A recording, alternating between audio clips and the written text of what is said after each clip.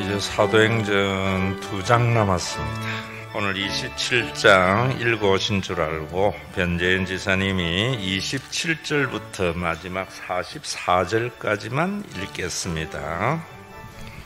열 나흘째 되는 날 밤에 우리가 아드리아 바다에서 이리저리 쫓겨가다가 자정쯤 되어 사공들이 어느 육지에 가까워지는 줄을 짐작하고 물을 재어보니 20길이 되고 조금 가다가 다시 재니 15길이라. 암초에 걸릴까 하여 고물로 단 넷을 내리고 날이 새기를 고대하니라. 사공들이 도망하고자 하여 이물에서 닻을 내리는 채 하고 거룻배를 바다에 내려놓거늘 바울이 백부장과 군인들에게 이르되 이 사람들이 배에 있지 아니하면 너희가 구원을 얻지 못하리라 하니 이에 군인들이 거룻줄을 끊어 떼어버리니라. 날이 새어가매 바울이 여러 사람에게 음식 먹기를 권하여 이르되 너희가 기다리고 기다리며 먹지 못하고 줄인 지가 오늘까지 10 나흘인즉 음식 먹기를 권하노니 이것이 너희의 구원을 위하는 것이요 너희 중 머리카락 하나도 잃을 자가 없으리라 하고 떡을 가져다가 모든 사람 앞에서 하나님께 축사하고 떼어 먹기를 시작하매 그들도 다 안심하고 받아 먹으니 배에 있는 우리의 수는 전부 276명이더라. 배부르게 먹고 밀을 바다에 버려 배를 가볍게 하였더니 날이 샘에 어느 땅인지 알지 못하나 경사진 해안으로 된 항만이 눈에 띄거늘 배를 거기에 들여다 댈 수 있는가 의논한 후 닻을 끊어 바다에 버리는 동시에 키를 풀어 늦추고 돛을 달고 바람에 맞추어 해안을 향하여 들어가다가 두 물이 합하여 흐르는 곳을 만나 배를 걸매 이 물은 부딪혀 움직일 수 없고 고물은 큰 물결에 깨어져 가니 군인들은 죄수가 헤엄쳐서 도망할까 하여 그들을 죽이는 것이 좋다 하였으나 백부장이 바울을 구원하려 하여 그들의 뜻을 막고 헤엄칠 줄 아는 사람들을 명하여 물에 뛰어내려 먼저 육지에 나가게 하고 그 남은 사람들은 널조각 혹은 배 물건에 의지하여 나가게 하니 마침내 사람들이 다 상륙하여 구조되니라. 우리가 앞에 불렀던 찬양 3절에 보면은 예수를 믿고 새롭게 되니, 저는 예수를 믿는 것이 뭔지 모르기 때문에 사람들이 새롭게 되지 않는다. 예수를 믿는 것이 뭔지 모르기 때문에 일요일이라 하지 않고 주일이라고 하고 놀러 가지 않고 예배 드리러 오는 것을 새롭게 되었다, 이렇게 생각하는데 아닙니다. 예수를 믿게 되면은 여러분들의 모든 사고 체계가 새로워집니다. 왜 해야 되는가? 그러면은 기쁨이 넘칩니다. 예수를 믿으면서도 기쁨이 없다는 것은 내가 예수를 믿는 것이 뭐다라는 것에서 새롭게 자신을 돌아보고 출발해야 됩니다. 그래 되면은 어둠이 거치고 새날이 됩니다. 그래서 항상 비포와 애프터가 예수를 믿음으로부터 시작이 됩니다. 여러분들이 주일날 예배를 드리면은 또 한 주간 살면서 비포로 돌아갔던 삶을 애프터로 전환하는 것이 예배여야 됩니다.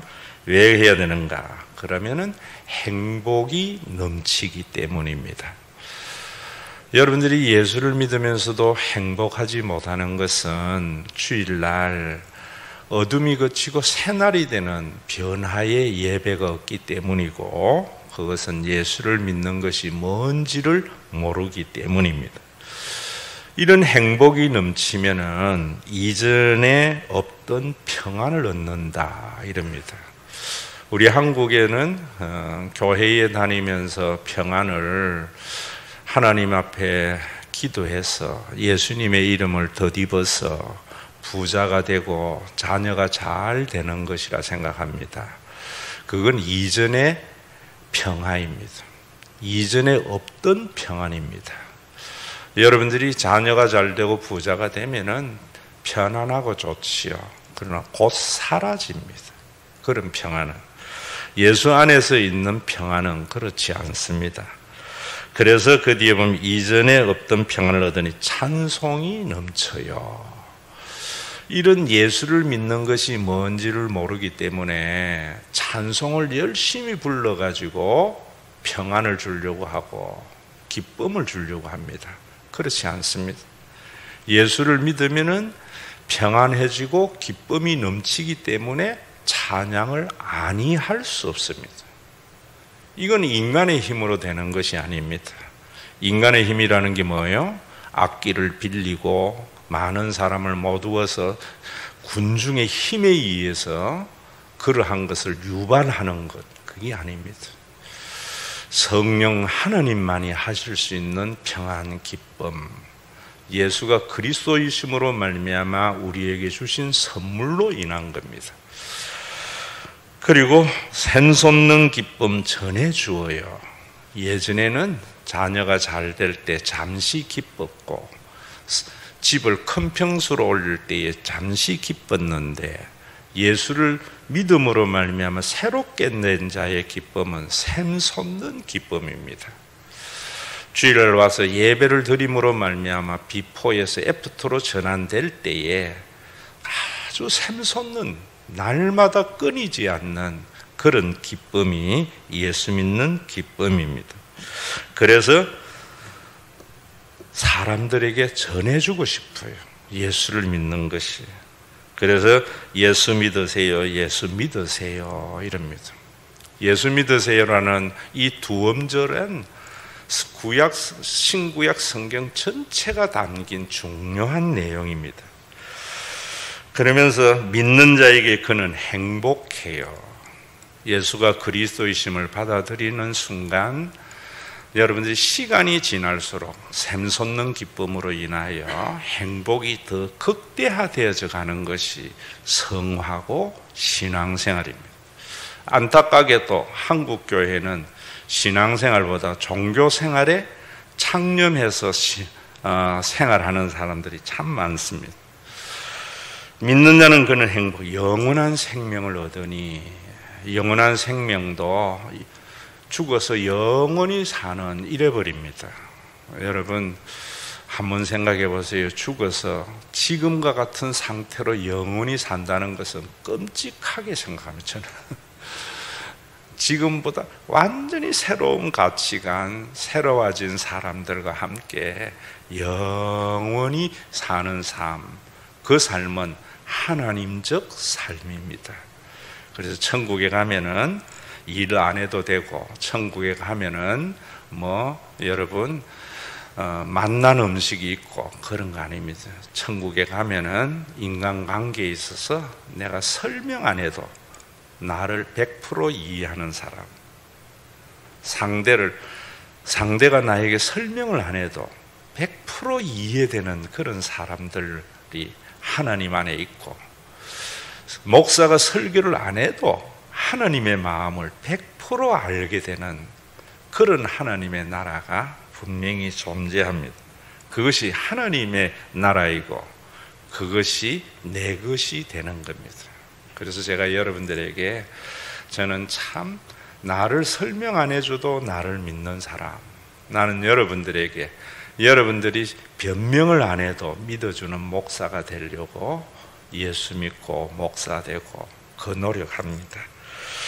어서 예수 믿으세요. 주변에 여러분, 우리나라가 지금 이 혼돈된 나라 속에 예수 믿어야만이 그런 하나님의 나라가 교회 안에 이루어집니다. 이런 것들을 여러분들이 복음을 잘 알고 예수를 믿는 걸 잘 알려면은 이거는 처방전입니다. 그러나 우리가 이 세상에서 현상에 대한 진단이 잘 되어져야 됩니다. 성경에 있는 이 진단에 있어서 처방을, 또 진단의 내용을 인문학의 도움을 받으면 성경이 굉장히 풍성해집니다. 그런데 불행하게도 많은 사람들은 인문학을 가지고 진단인 성경을 판단하는 사람들이 많습니다. 그런 사람들이 김용옥이나 김갑수나 대표적인 사람들입니다. 그러나 목사님들이나 여러분들이 그 인문학을 가지고 잘 진단을 못하기 때문에 성경의 그 깊고 오묘한 하나님의 나라를 알지 못하고 또 처방도 제대로 된 처방을 듣지 못하는 경우가 많이 있습니다. 제가 이번 주에 다시 한번 생각했던 책이 유발 하라리의 사피엔스라는 책입니다. 그 생각을 하면서 제가 이 본문을 쭉 봤는데 아마 베스트셀러죠. 여러분들이 다 읽었으리라 생각해요. 그런데 참 불행하게도 유발 하라리의 사피엔스는 수십만 수백만 사람이 읽으면서 성경은 그저 가지고 다닐 때에 너무 마음이 아픕니다. 그 내용이 뭐냐 하면은 여러분들이 그 책을 읽을 때도 조심해야 되겠지요. 원래 인간 이 지구상에는 유인원이 많이 있었다는 거죠. 여러 종류, 네안데르탈인, 자바원이 뭐 이제 많이 있었는데 사피엔스만이, 호모 사피엔스만이 오늘 현대 인류의 기원이 되었다. 이 호모 사피엔스 진화론론적 관점에서 하는데 성경 보면 그것도 부족한 부분 2%가 채워집니다. 왜 일어났는가? 사피엔스만이 그래 됐던 것은 인지혁명이 있었기 때문이다 이래요. 그 인지혁명이 뭐냐면은 다른 동물하고 인간과의 차이가 상상력이 있다는 거예요. 그게 5만 년부터 사피엔스로부터 시작이 되었다 이래요. 동물에게는 그게 없다는 것이요. 그래서 동물은 군집을 이룰 때에도 그저 혈연의 관계로만 군집을 이루어 산다.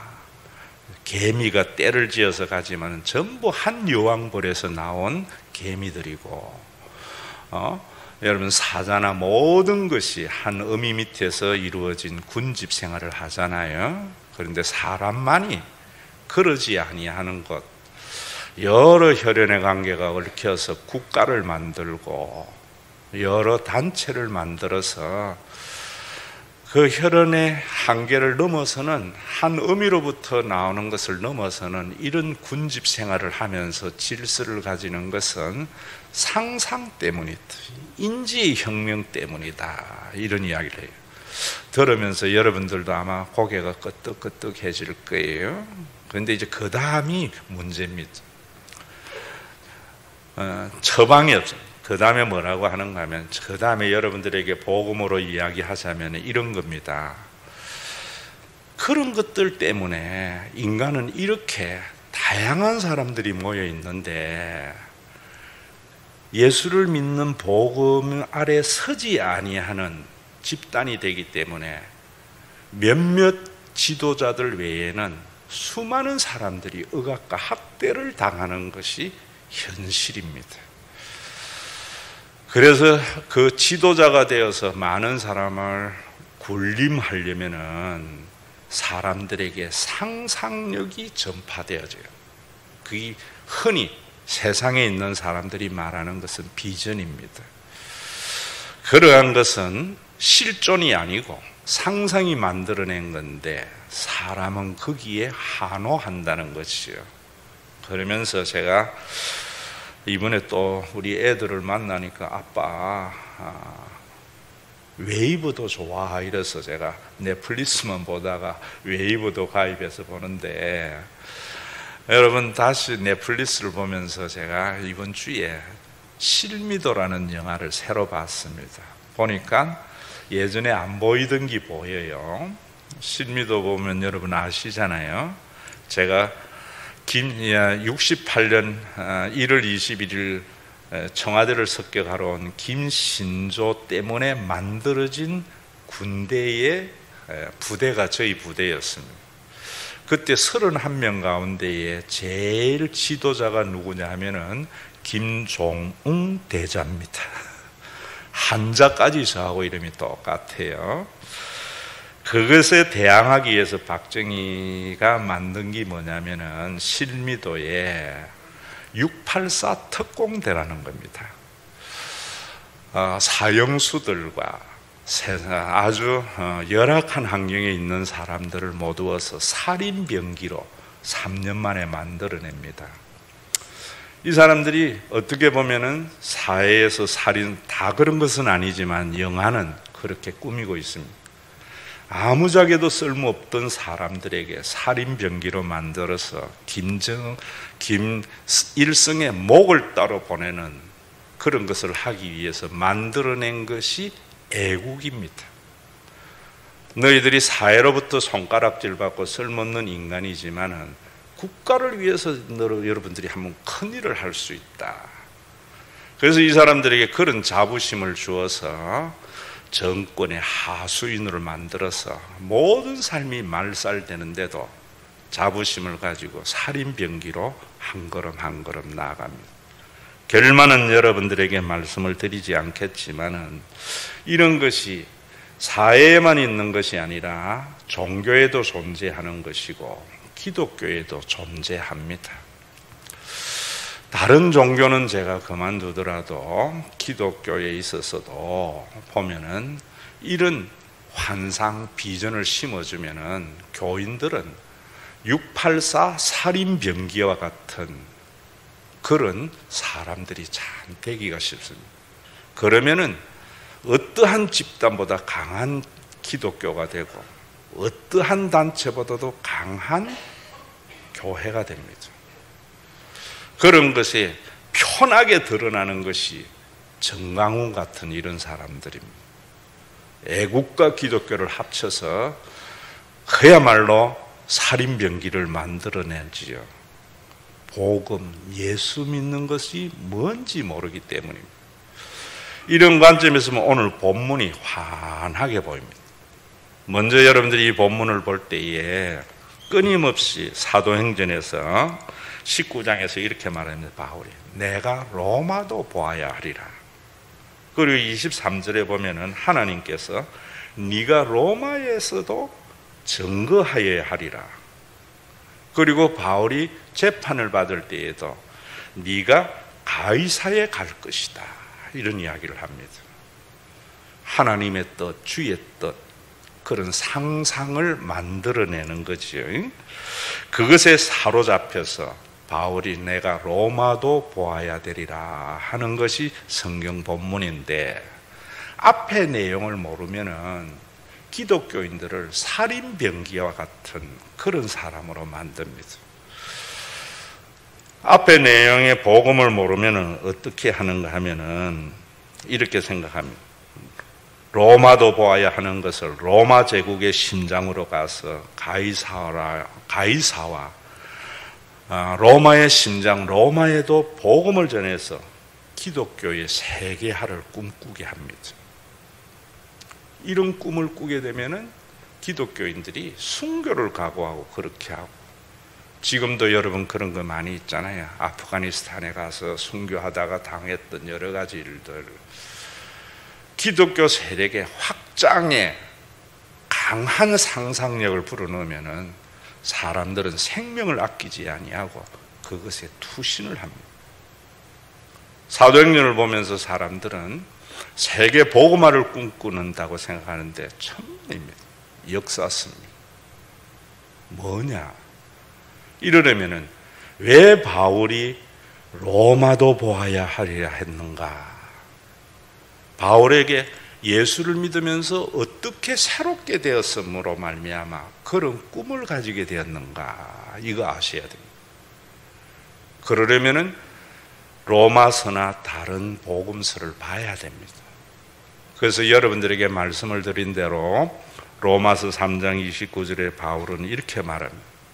유대인의 하나님만이냐?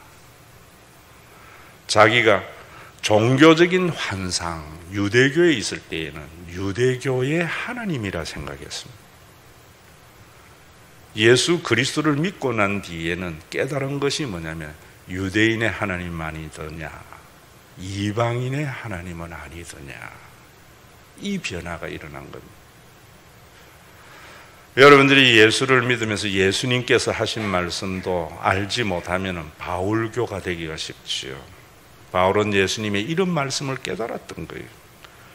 산상수훈에 보면은 유대교에는 선인에게만 비를 주고 복을 주는 하나님이라 했는데 예수님은 악인에게나 선인에게나 골고루 비를 주시는 하나님. 유대인들이 왜 예수를 배척했는가 하면은 악인에게나 선인에게나 비를 주는 하나님이라고 했기 때문입니다.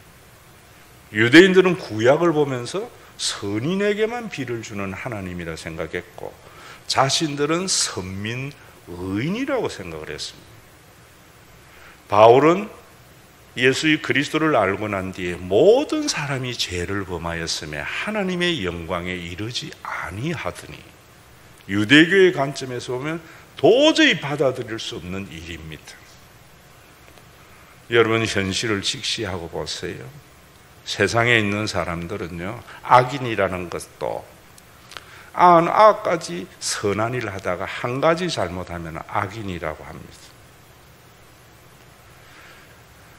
인간이 선하다고 추정하는 사람도 악까지 남 모르는 잘못을 행하다가 알려진 선한 일 하나 하면 그 사람은 선한 사람이 됩니다. 그러나 실상은 인간이 선하다고 하는 사람이나 악하다고 하는 사람이나 다 하나님 안에서 죄인입니다. 사람은 예수를 믿고 나서 거듭난 눈으로 보면은 저 사람 선하다고 할 때에 자기에게 잘해주면 선하다 합니다. 다른 사람 욕하고 악하다 할 때는 자기에게 잘못해주는 사람이 있구나 이래 봐야 됩니다. 선인과 악인은 종이 한 장 차이입니다. 그러나 우리 하나님은 선인이나 악인에게나 골고루 비를 주는 하나님은 인간이 만들어낸, 상상이 만들어낸 종교나 상상이 만들어낸 그 종교적인 기독교의 눈으로 볼 때에, 유대교의 눈으로 볼 때에 용납이 안 됐던 겁니다. 그래서 이 세상이 지옥이라는 겁니다. 그런 세상을 예수님은 창조주 하나님을 제대로, 구약의 창조주 하나님을 계시해 주심으로 그 하나님의 나라가 우리의 것이 되게 한 겁니다. 영원한 생명을, 하나님적 삶을 통해서 하나님의 나라가 우리의 것이 되게 한 겁니다. 이걸 알고는 정말 샘솟는 기쁨이 있고, 예수님이 걸어가신 거기 실제로 힘들더라도 보람찬 겁니다.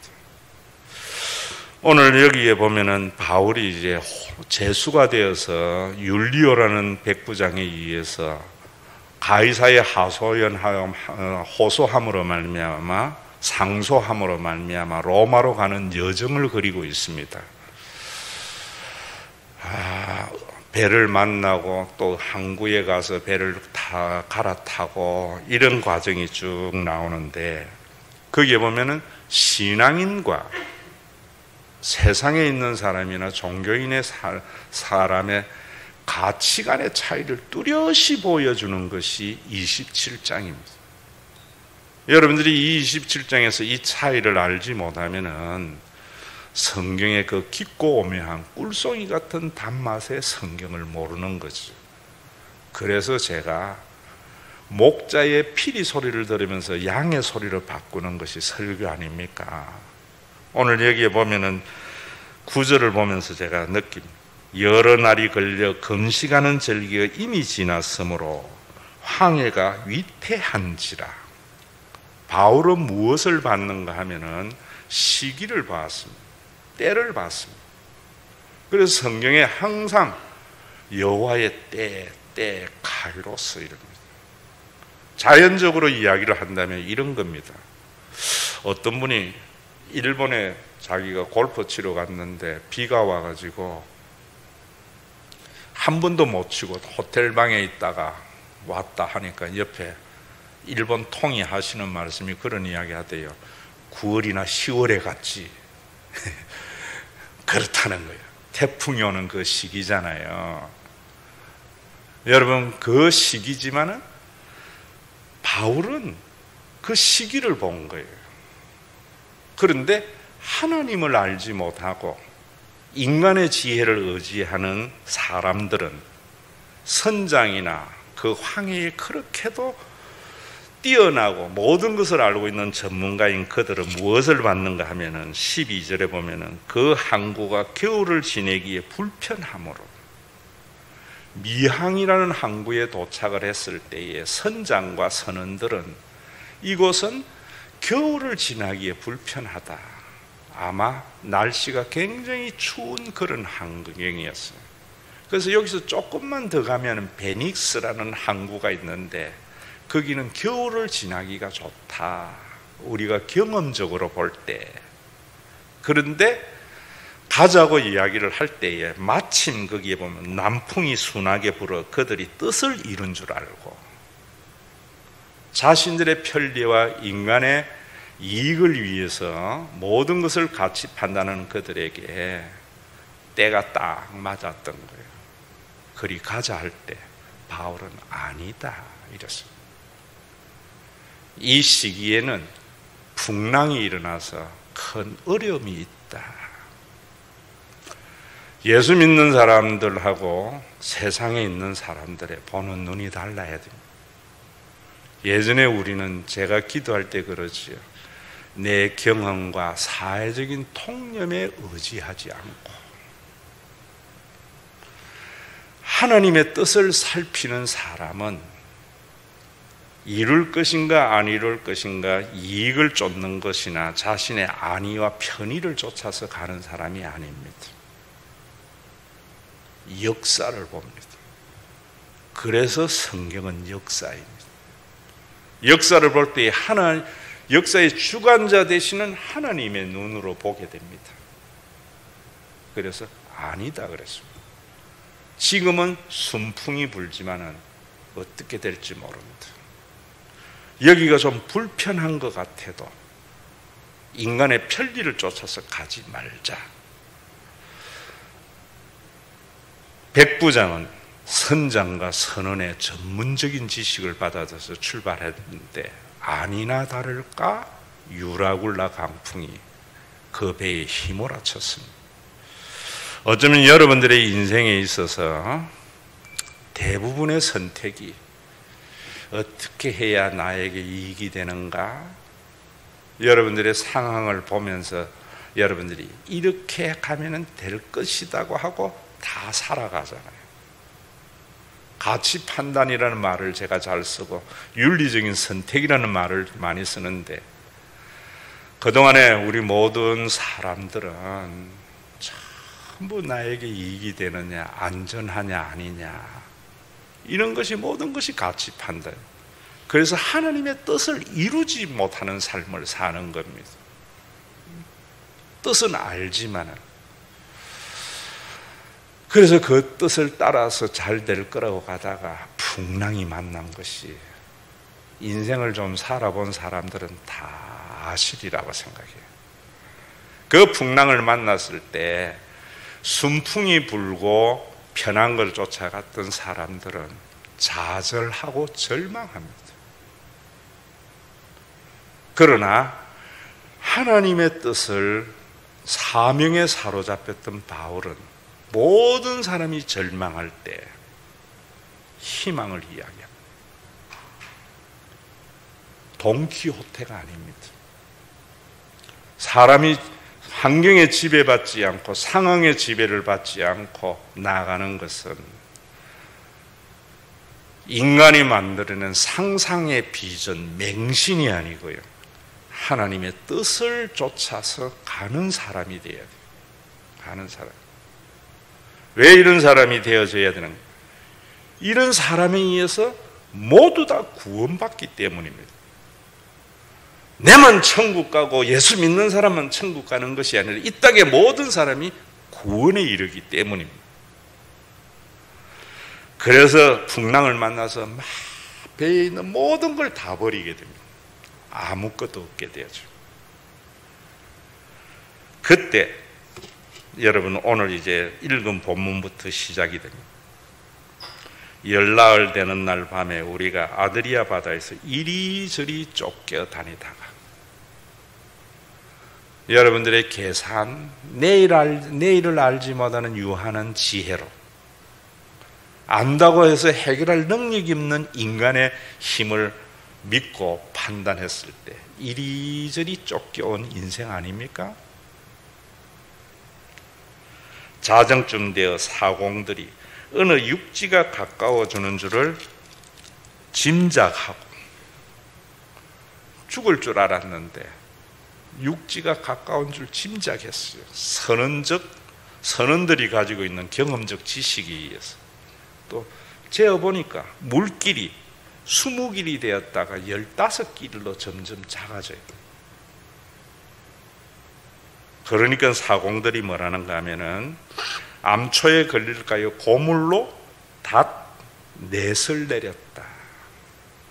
닷을 4개 내린 거예요. 배를 고정시키기 위해서입니까? 그런 척 하면서 거룻배를 바다에 내려놓고는 자기들만 살려고 비상보트를 내린 거예요. 여러분, 이 세상을 볼 때 이런 눈이 있어야 됩니다. 세상에 있는 사람들은요, 아주 위기의 순간이 되어지면은 자기들만 살려고 해요.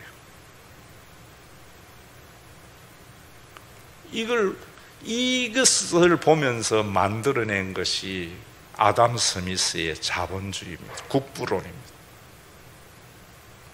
우리가 예전에 못 살 때에 내만 살려고 했는데 우리나라가 잘 살게 됐잖아요. 그래서 자본주의라는 것은 나쁜 것도 좋은 것도 아니에요. 아무것도 없는 절망의 상황에서는 참 힘을 발휘합니다. 그런데 믿음의 사람 보세요. 바울은 뭐라는가 하면은 백부장과 군인들에게 이르되 이 사람들이 배에 있지 아니하면 너희가 구원을 얻지 못하리라. 자기만 살려고 하는 사람들에게 살 길 내버려 두는 것이 아니라 아담 스미스의 국부론에 의한 자본주의적 삶을 사는 사람들에게 바울은 뭐라는가 하면은 저 사람들 많이 살아가는 길로 내버려 둔다면은 우리가 살지 못한다. 이게 목사님과 경제학자의 메시지의 차이예요. 목자의 피리 소리를 알지 못하는 사람들은 아담 스미스의 국부론을 주장합니다. 저 사람들이 사는 것, 살아야 우리가 산다.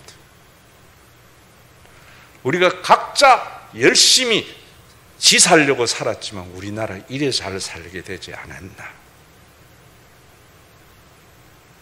오늘 여러분, 우리 그리스도인의 거듭난 사람은 저는 그래 생각합니다. 교회나 나라나 같습니다. 희망이 없는 사회에서는 각자 도생하려고 합니다. 그럴 때 하나님의 뜻을 알았던 비전을 가지고 있는 바울은 같이 살아야 됩니다. 더불어 살아야 됩니다. 참 훌륭한 지도자입니다. 그 거룻배, 그 배에 탄 사람들이 몇 명이라도 살아남을 수 있는 거룻배의 줄을 끊어버립니다. 지도자입니다. 예수를 안 믿는 사람이라. 그래서 이제는 더 이상 구조선이 없는 배의 한 운명 공동체가 되어서 이제는 더 이상 인간의 힘에 의해서 가는 것이 아닙니다. 이리저리 쫓겨다니다가 또 어떤 일이 일어나는가 하면은 여러분 39절에 보면 날이 새매 어느 땅인지 알지 못하나 경사진 해안으로 된 항만이 눈에 띄거늘 배를 거기에 들여다 댈 수 있는가 의논한 후에 닷을 끊어 바다에 버리는 동시에 키를 풀어 늦추고 돛을 달고 바람에 맞추어 해안을 향하여 들어가다가 두 물이 합하여 흐르는 곳을 만나 배를 걸매 이 물은 부딪혀 움직일 수 없이 붙고 고물은 큰 물길에 깨어져 가니 군인들은 제수들이 헤엄쳐 도망할까 하여 그들을 죽이는 것이 좋다 하였습니다. 이제 배에서 육지가 보입니다. 이제는 희망이 보이는 거예요. 희망이 보일 때 군인들이 뭐라는가 하면은 저 제수들을 죽이자. 왜냐하면은 그 육지에 닿았을 때에 이 제수들이 도망을 가면은 그 제수들을 호송하는 군인들에게 그 제수의 죄값을 묻는 것이 로마의 법입니다. 자기 살려고 다른 사람을 죽이자. 살 희망이 보일 때 나타나는 인간의 완악함입니다. 우리나라의 현실입니다. 우리나라가 이제는 희망이 보이잖아요. 선진국이라고 그래요. 경제 10대 강국이라고 그래요. 그러니까 자본가들은 노동자를 죽이자. 노란봉투법 하면은 끝난다. 또 노동자들, 저 자본가들을 죽여버려야만이 부를 나눌 수 있다. 전부 군인의 관점에서 봅니다. 목사님의 설교도 이념에 따라서 우편에 쓰든지 좌편에 씁니다. 오늘 이 성경이 과거의 이야기가 아닙니다. 어떻게 한 배에 탄 사람들이 모두 다 구원에 이르는가 하는 겁니다. 그럴 때에 백부장이 뭐라는가 하면 바울을 구원하려 하여 그들의 뜻을 막고 헤엄칠 줄 아는 자들을 명하여 물에 뛰어내려 먼저 육지에 나가게 하고 그 남은 사람들은 널조각 혹은 배 물건에 의지하여 나가게 하니. 예수 믿는 군인 아니었습니다. 지도자였습니다. 장로 대통령 아니었습니다. 그러나 합리적인 판단에 뭐한가 바울을 구원하려 이럽니다. 여기에 교회의 정체성과 그리스도인의 정체성이 나타납니다. 여러분 시골에 가면은 교회당이 다 마을 한복판에 있어요. 왜 그랬습니까? 올바른 주의 뜻 비전이 있는 교회였을 때에는 예수를 안 믿는 동네 사람들이 우리 교회, 우리 동네에 교회가 오면은 우리 동네가 좋아진다고 생각했어요. 바울을 구원하려고 하는 것이 그런 말입니다. 연세 드신 분들 중에 아마 이런 분들이 있을 거예요. 아버지나 어머니가 내가 왜 예수 믿었는가 물어보면 지난주에도 제가 구역신방하면서 물었더니만 그랬대요. 자신의 아버지가 제사 때문에 나는 예수쟁이는 못 되는데 교회 다니는 사람 보니까 사람이 되더라. 니는 교회 가라. 이래가지고 주일학교 가고 예수 믿은 사람이 오늘날 성인들입니다. 오늘날 여러분 한국의 교회가 세상으로부터 그런 평가를 받습니까? 왜? 주의 뜻에 사로잡히는 것이 아니라 종교인의 상상에 사로잡힌 교회와 교인들이기 때문입니다. 기독교의 세계화를 꿈꾸는 자는 많은데 예수 믿는 사람이나 안 믿는 사람이나 동일한 하나님 가족이라고 하는 사람이 적기 때문입니다. 왜 우리가 이런 하나님을 믿어야 되는가 하면 이런 사람들은 나도 살고 너도 살고입니다. 군인들과 같이 니 죽어야 내가 사는 게 아닙니다. 지금 한국에 교회가 존재해야 되고 목사님들이 설교해야 되고 그 피리 소리를 양의 소리로 바꿀 때에 복음이 뭐냐면 너도 살고 나도 사는 것.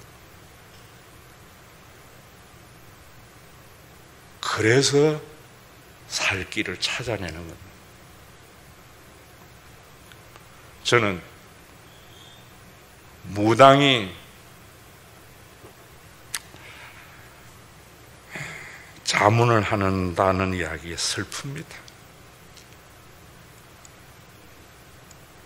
목사들이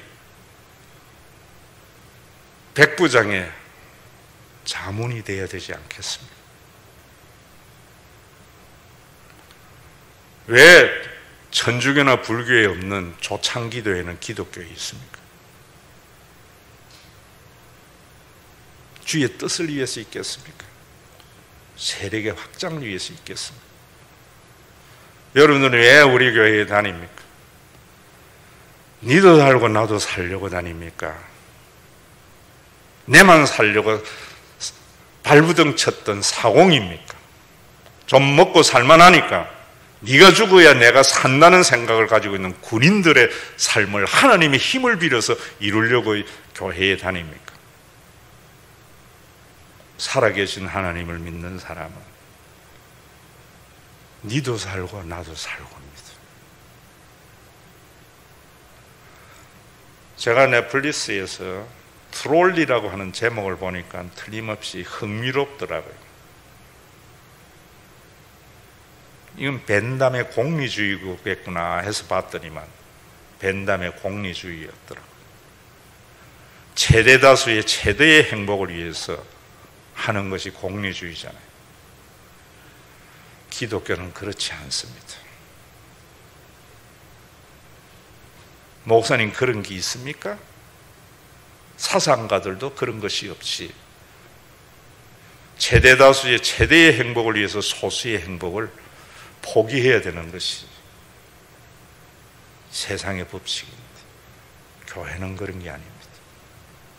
너도 살고 나도 살고. 우리 가정이 그렇잖아요. 역기능의 가정은 자식은 살고 아버지는 죽는 겁니다. 하나님이 만드신 가정은 아버지도 살고 자식도 사는 겁니다. 다음 주일 제 설교 주제가 그겁니다. 역기능적 가정은 남편이 죽어야 내가 사는 겁니다. 아내가 죽어야 내가 사는 겁니다. 하나님이 만드신 부부는 너도 살고 나도 사는 겁니다. 제가 여러분들에게 하나님이 만드신 공동체가 교회와 가정밖에 없다는 것이 그런 겁니다. 교회에서도 여러분 없을 때에는 각자 도생하려고 하나님 복 주시옵소서 해서 오늘 한국교회가 부유하게 됐습니다. 살만하니까 옆에 교회 죽어야 내 교회 살고 교인들 그 빼앗아야만이 하나님 사는 그런 교회 만들어버린 것. 하나님이 만드신 교회는 모든 사람이 사는 것. 백부장의 이 말에 의해서 오늘 저는 여기에 전율이 납니다. 마침내 사람들이 다 상륙하여 구조되니라. 예수를 믿은 바울만 구원받은 게 아닙니다. 모든 사람이 구조된 겁니다. 저는 우리 교회가 그런 교회 되어야 된다고 생각해요. 선원들만 살았어도 안 되고요. 군인들만 살았어도 안 됩니다. 모든 사람이 구원을 받는. 여러분, 이런 것들은 벤담의 공리주의를 넘어서는 이 복음을 하셔야죠. 이 사명에 사로잡혀야 됩니다. 오늘날 한국교회를 제가 볼 때에는 684 특공대 만드는 교회들이 너무나 많아요. 무엇으로? 인간이 만든 상상으로. 인간이 만든 상상의 교회를 통해서 그리스도가 만든 주님의 몸된 교회를 종교인들이, 교인들이 환호해요. 저는 볼 때마다 왜 목사의 설교 몇백 명, 100명밖에 안 들어야 돼요. 우리나라의 정치 유튜브는 100만을 헤아리는데 그들을 탓하기 전에, 교인을 탓하기 전에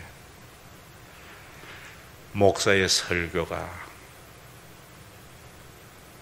피리 소리를 그대로 피리 소리를 흉내내니까 교인들이 못 알아듣는 게 아닌가. 양의 소리를 피리 소리로 가장하기 때문이 아닌가. 피리 소리를 분별해서 제대로 양의 소리를 내는 그 소리는 성경의 역사에 보면 남은 자 소수에게만 들려지는 소리였습니다. 예수님의 그 소리도 12명에게만 들려졌지만은 생명이 있기 때문에 시간이 갈수록 확산되는 겁니다. 우리 교회 2040의 비전이 기독교 세력의 확장이 아니라 주님이 이루신 주님의 몸된 교회에 대한 비전이기 때문에 지금의 소수, 자기 살려고 하는 사람 떠나기도 하고 남 죽이려고 하고 자기 살려고 하는 사람들, 그 모든 생명줄을 끊어버릴 때 그때부터 하나님이 시작하십니다. 저는 이런 하나님의 나라가 저와 여러분들에게 동일한 사명이 될 때 우리는 주님 앞에 갔을 때 만날 수 있는 사람이고 주님 앞에 갈 때 후회 없는 삶을 사는 자가 될 것이다. 이 샘솟는 기쁨이 주일마다 나타나기를 간절히 소원합니다.